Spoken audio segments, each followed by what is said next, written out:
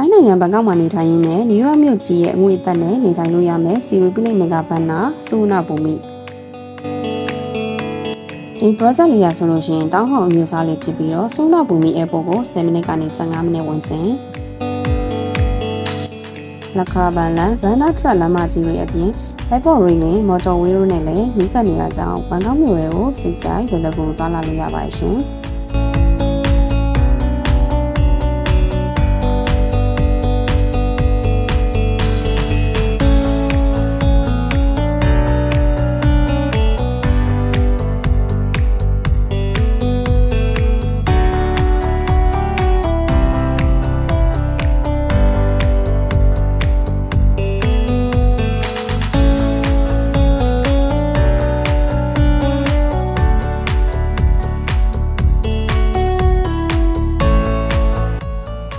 ဒီဇိုင်းကို New York City theme နဲ့စံသစ်စာဆောက်လုပ်ထားတာဖြစ်ပြီးအိမ်တွင်းပိုင်း speak ကလည်းကျယ်ဝန်းပြီးတော့လေဝင်လေထွက်အရန်ကောင်းပါတယ်။အထူးသဖြင့် Master Baron ရဲ့ ceiling height ကဆိုလို့ရှိရင် 3.6 မီတာအထိမြင့်လို့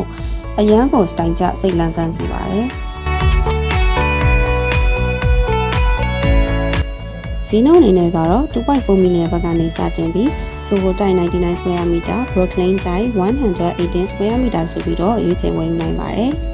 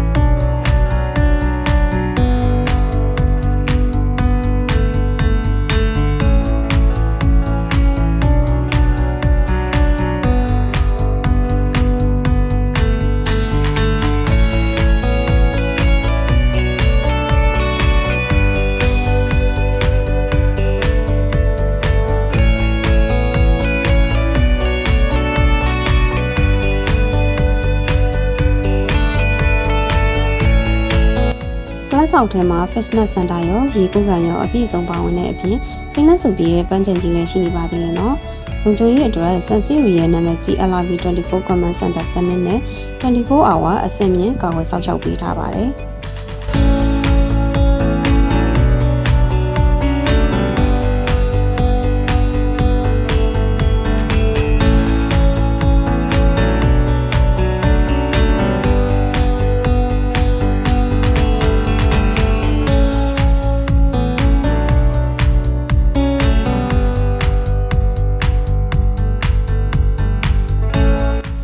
ဒီ project လေးနဲ့ပတ်သက်ပြီးတော့အသေးစိတ်သိရှိခြင်းတော့အခုပဲ BKK Property Thailand ကိုဆက်သွယ်စုံစမ်းမြင်မြန်လို့ရပါတယ်ရှင်။